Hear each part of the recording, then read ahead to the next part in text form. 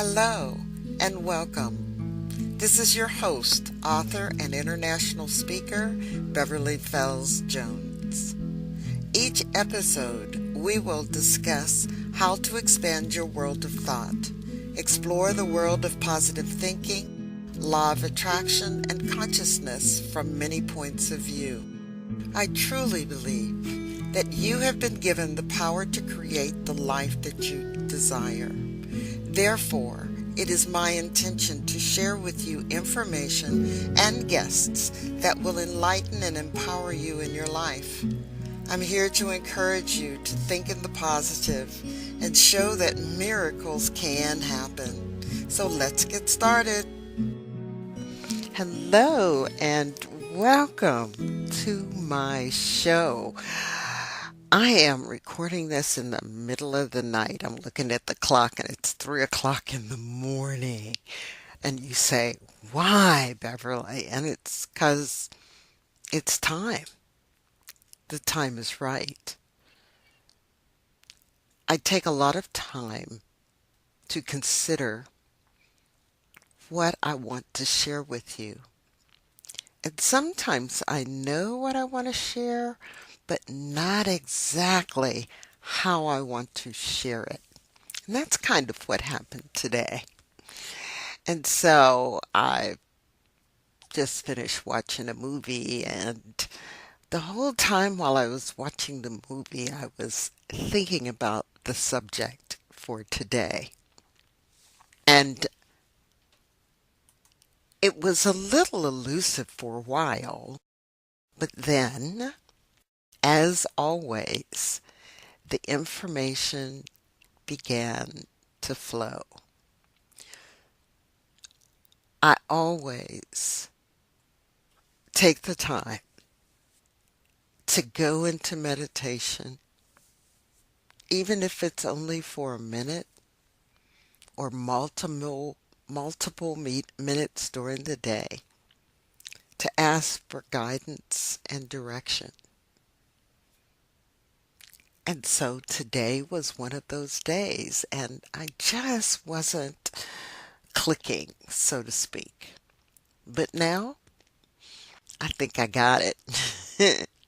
I think I got it. By golly, I've got it. I hope your day, your week has been fantastic and that things are going well for you and that you are learning to take some time out of your day just to relax, to breathe, and to think about the things that you desire.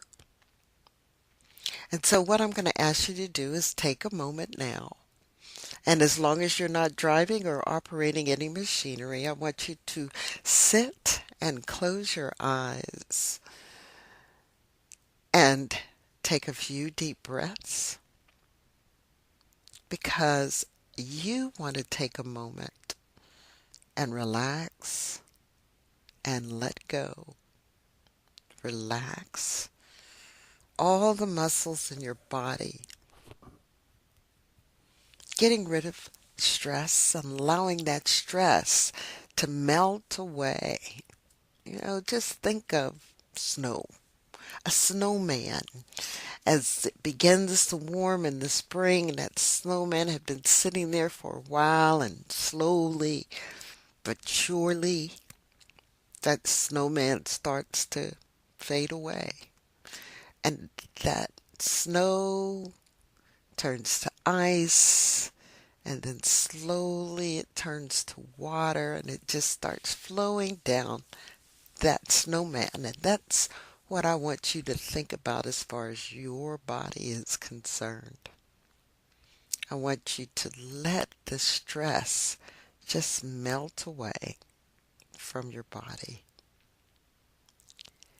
And as you're in this relaxed state, I want you to mentally ask for an answer to a situation that you may find yourself in right now. Don't make it complicated. Don't talk about all the backstory about the question because Infinite intelligence already knows what your issue is. However, you have to be open to gain insight and the knowledge it takes to do the thing that you need to do. So relax. I want you to relax because when you are in a relaxed state, your mind slows down and you come into an area that I call the zone. So take a moment and think about something that you've wanted an answer to or need an answer for or a decision that you need to make. I'm going to be silent for a moment and just ask your question.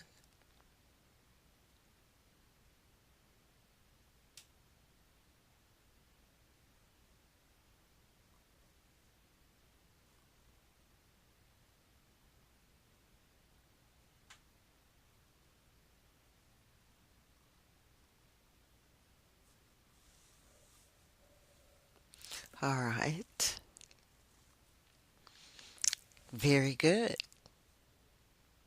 So what I'm going to tell you is just watch for an answer. You know, it may not just be out and out an answer, but you might run across something or read something or get a bit of information. But now just mentally say thank you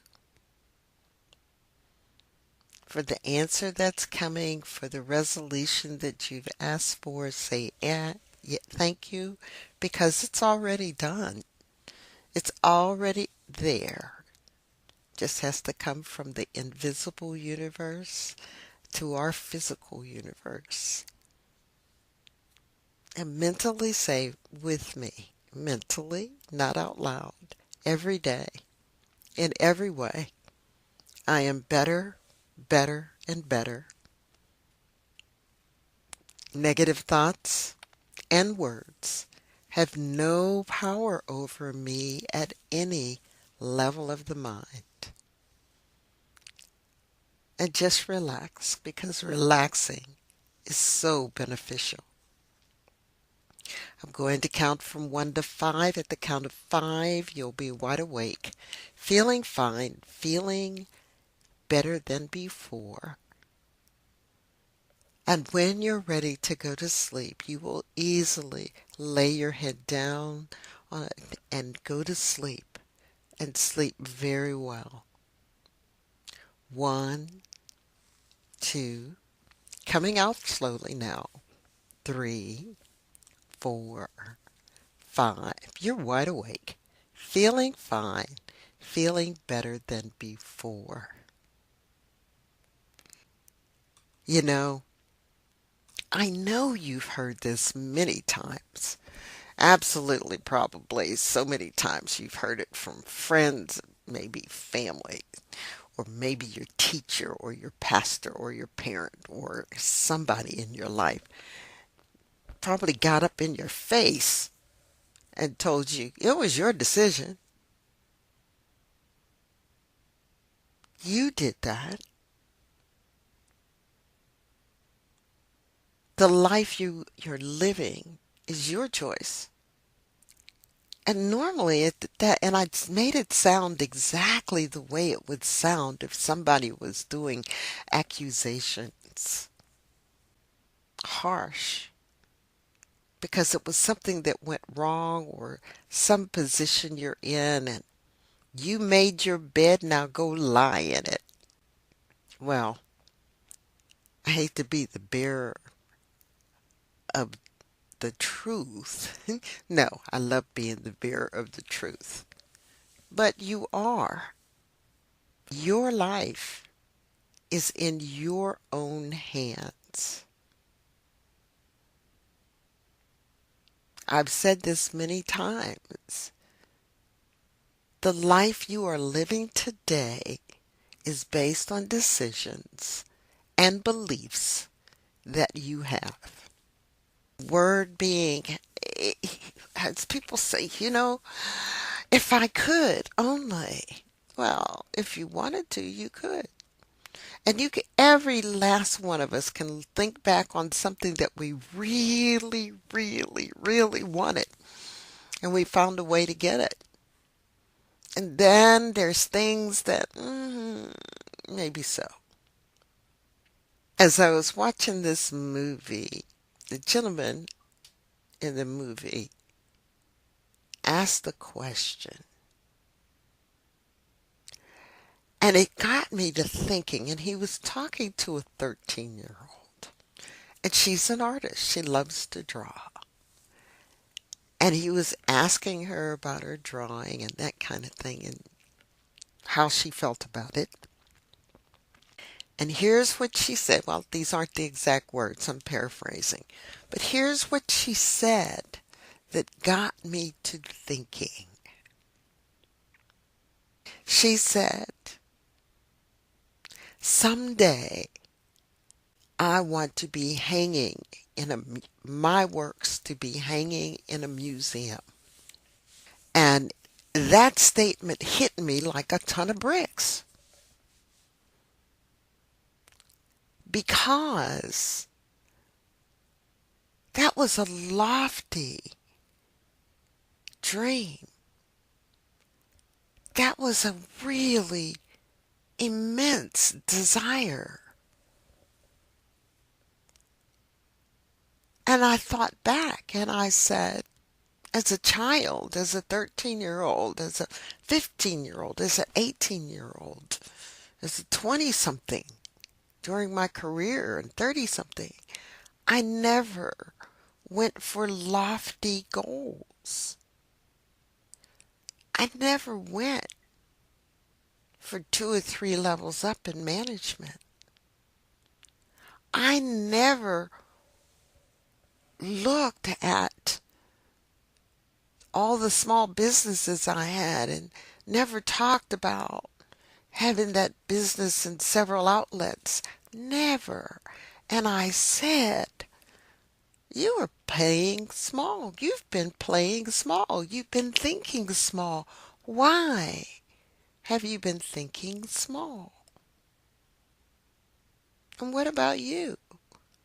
Have you been thinking small? The the concept of what you desire, you will achieve. Whatever you really believe and want in your heart, you will achieve it. So, as I said, look around you. And I achieved what I wanted when I was with IBM. I achieved the level that I wanted. I wanted to become. From my job in Pittsburgh as a troubleshooter, I wanted to become an instructor. I became an instructor. I became a speaker. I did presentations at conferences and so on. But I never wanted to be a manager. I didn't want that. I didn't want that responsibility.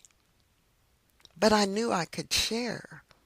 I did not have that desire where there were other people who had the desire to be manager and branch manager and area manager and, district manager and get those promotions. And, term at IBM used to be IBM stood for I've been moved.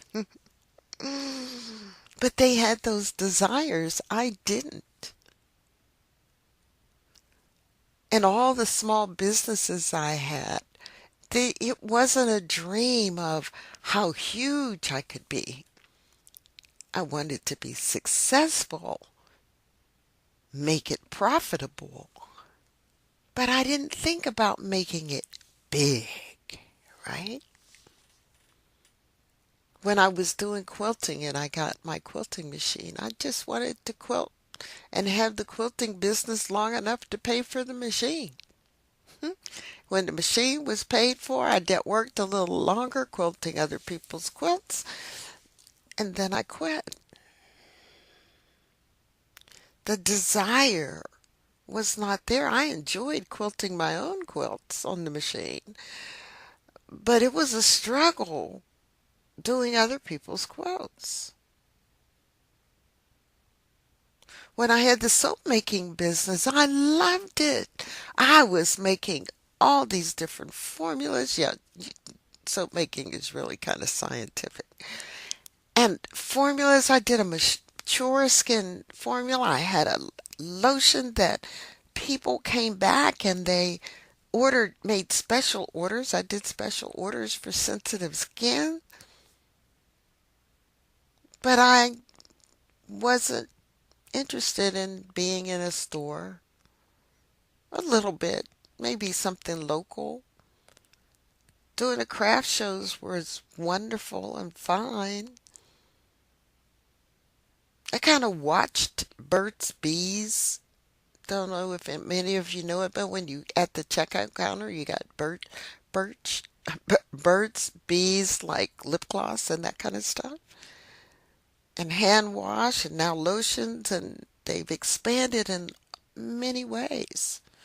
And I went, I didn't want that. It wasn't inside of me to do that. So then I'm looking at the chapter here, going backwards a little bit in this mystical life of ours by Ralph Waldo Trine. And I'm looking at chapter 18, and 18 is heredity and the higher power. It really doesn't deal with setting that lofty goal.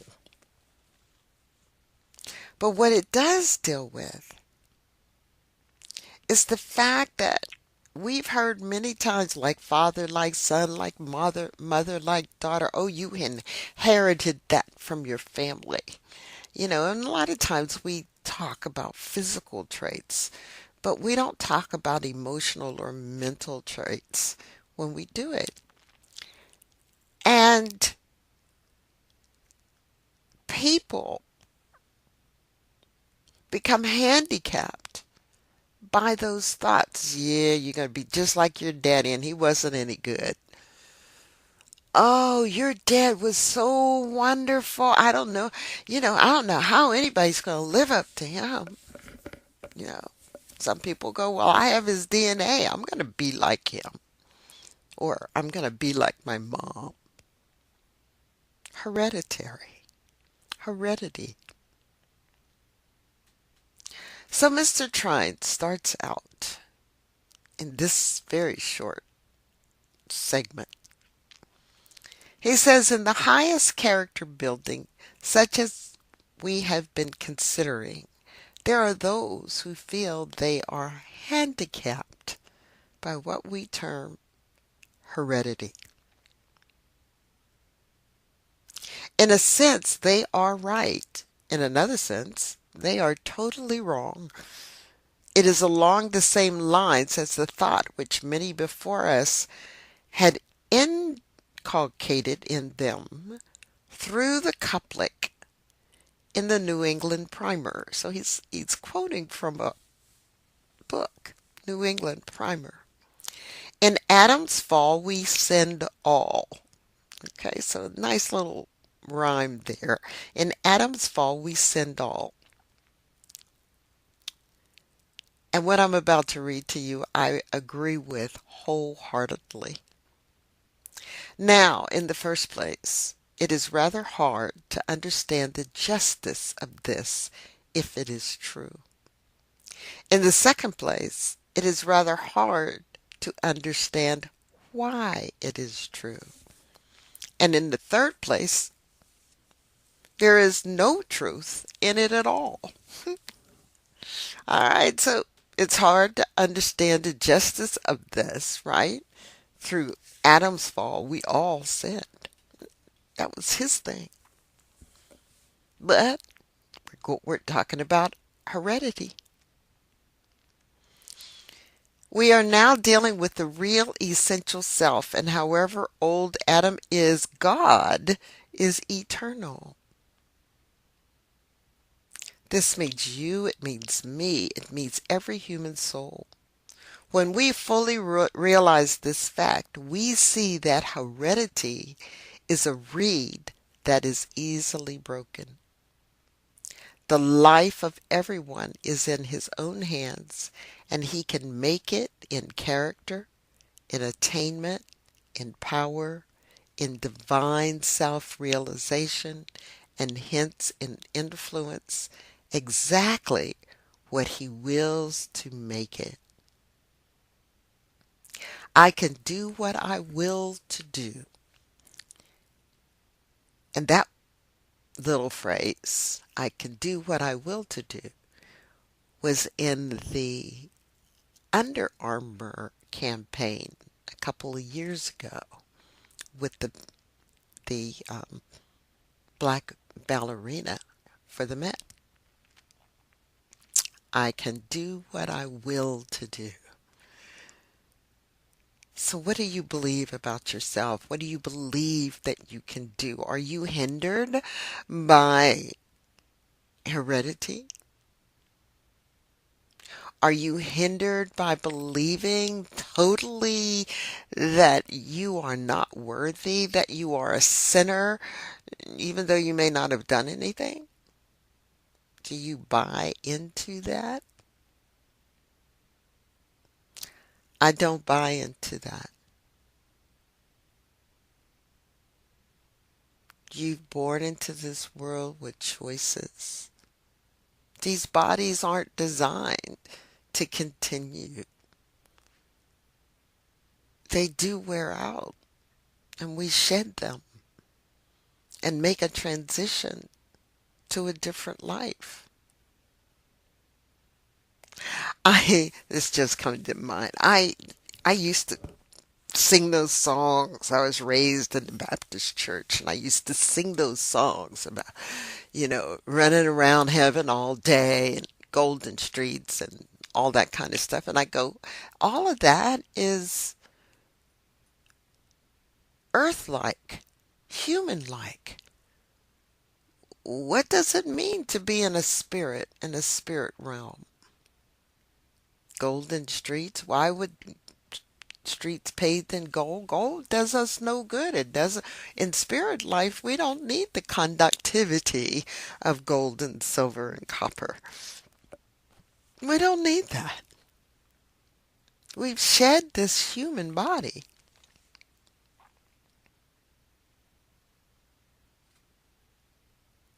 Our life is dictated by the way we think.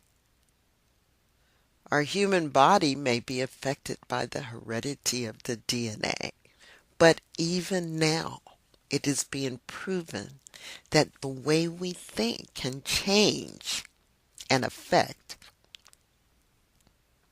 our bodies and our DNA. The way we think makes us well and it makes us sick. So be aware and understand that you are the son or daughter of infinite wisdom, infinite intelligence. You were endowed with very special traits that have been turned off, dumbed down in you over the years. Now, going back to good old Ralph, he says, all things that he most fondly dreams of are his, or may become so if he is truly in earnest. So whatever you dream about, whatever you really honestly want, it shows up. And I want you to pay attention. I want you to think back in your life of the things that you've talked about, whether they were defeat or success, whether you are rich, you are poor. Think of the words that you use that keep you in the state that you are today. So, all things that he most fondly dreams of are his, or may become so if he is truly in earnest, and as he rises more and more to his ideal and grows in the strength and influence of his character, he becomes an example and an inspiration to all with whom he comes in contact, so that through him the weak and faltering are encouraged and strengthened, so that those of low ideals and of low type of life instinctively and inevitably have their ideals raised, and the ideals of no one can be raised without it showing forth in his outer life. Now, a couple podcasts back, I've talked about how you mentally, emotionally can affect someone else by the way you think and the way you speak and the way you treat someone. You have the power to lift masses.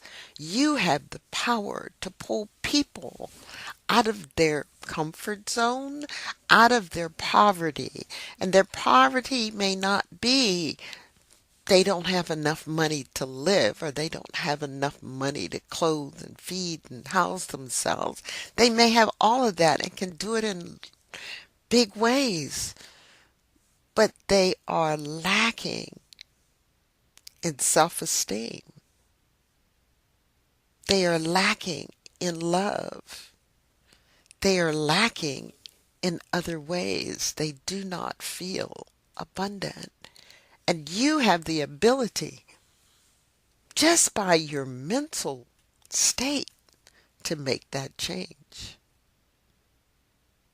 He goes on, as he advances in his grasp upon and understanding the power of and potency of the thought forces, all right, he finds that many times through the process of mental suggestion, he can be of tremendous aid to one who is weak and struggling. By sending to him now and then, and by continually holding him in the highest thought, in the thought of the highest strength, wisdom, and love. There's been many experiments at a hospital on the West Coast. They experimented on people who were sick, who had heart problems. And they divided them in two groups. One group was prayed for, the other group was not. The group that was prayed for had better outcomes than the group that was not. There was also a test where a small group, was prayed for. One person prayed for another person multiple times a day and thought of them as being healthy. And over and above all expectations for that person, they improved. They got better. I was in a seminar this weekend with a gentleman. His name is Teplitz, and he talks about rewiring the brain, but he did a thing that I do in classes called muscle testing. And you can do it, yes or no questions, but your body will tell you the answer very easily. And so he did this test on two people. And there's a way to show how strong you are, how weak you are. And so he had the one person mentally say negative things or had negative thoughts about this other person. Initially, when he tested this person, he was strong and able to resist. When the other person thought negative thoughts, he was weakened. And we could visibly see it. Then the person cleared their thoughts and thought good things about them again, and this person was strong. It was the best demonstration I had seen ever that really shows you how your thoughts affect others and then also how your thoughts affect you. I've been doing that muscle testing thing in my classes for a long time to show how you think affects your body.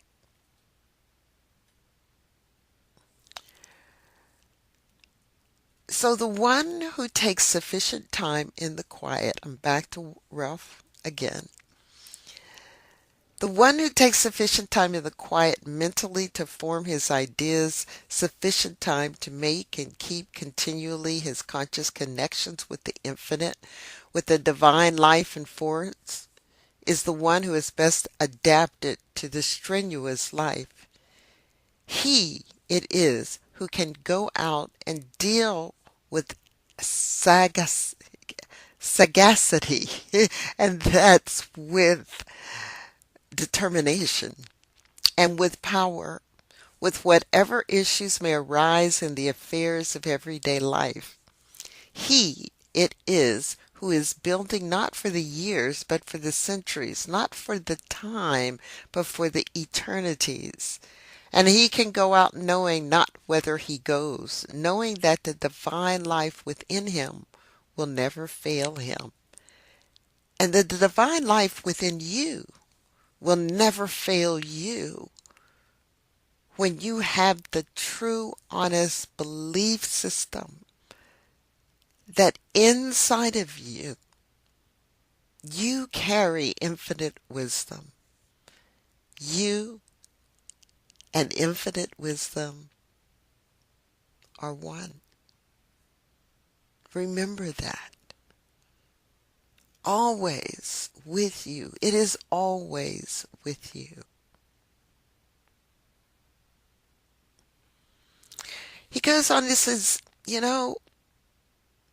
is building for eternity because when the transition we call death takes place, life, character, self-mastery, divine self-realization, the only things that the soul, when stripped of everything else, takes with it, he has in abundance. So self-actualization, self-realization of who you are and what you are, and being a divine creature in life stays with you.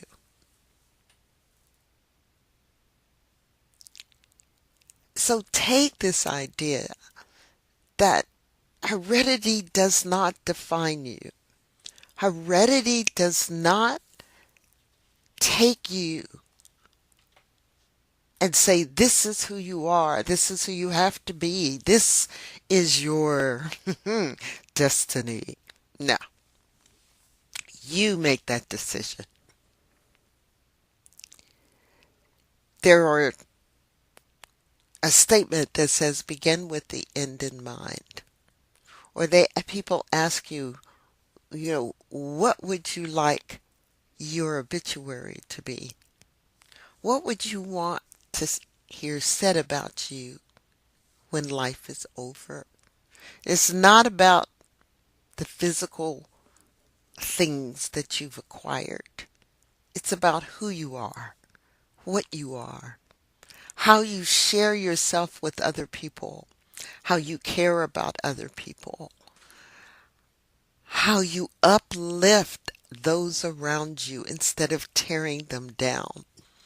And sometimes we say, oh, I'm just helping, I'm giving criticism in a way that it helps them, and you may not realize it, but you're tearing them down. So pay attention about how you say things to others and how you say things to yourself. As I teach classes, and as you come and attend my classes, or you attend my webinars or uh, teleconferences and trainings, I always am going to tell you about how you think, and how you speak. And in my presence, I will always say, you need to change that wording again. You need to change that around. My the people who are around me go, yeah, yes, he, yeah, yeah, oh yeah, Bev, yeah, I should have cut that. But I catch myself sometimes needing to make a change in how I say things because we naturally go to the negative and how things won't be. So just as I said in the beginning, I didn't look or go after the lofty goals. And I realized that I'm even there now. And I had to sit back and think about what is it that I really want to accomplish. But if I help just one of you make a change in your life, just help one of you achieve the goal that you've always dreamed of, but you were afraid to go after, then I've accomplished what I need to do. So hopefully I'm doing more than one of you, but one says I'm doing what I need to do. Now, in the end, Mr. Trime says, in life, or when the time of the transition to another form of life comes, he is never afraid, never fearful, because he knows and realizes that behind him, within him, beyond him, is the infinite wisdom and love. And in this, he is eternally centered. And from it, he can never be separated. So know who you are. Stand in your power. Do not be led to believe that you have to be whatever your history is, whatever your family line is, whatever you may have done and been in the past. From this moment forward, you can make change. I've made decision this evening in the middle of the night to make some changes in what I desire and what I'm looking for and how I look at success. So you look at that too and make the decision of where you want to be, what you want to do, and realize the life you have is in your own hands, and you can attain whatever you set your mind to. Thank you for listening today. Please share the link to this show with your friends and family so that they can learn how to be the best that they can be. Visit my website at commandingyourlife.com and follow me on Facebook. Have any suggestions for the show? Just contact me by emailing Beverly at commandingyourlife.com. Be sure to join me on the next episode. As you have believed, let it be done to you, and it is so.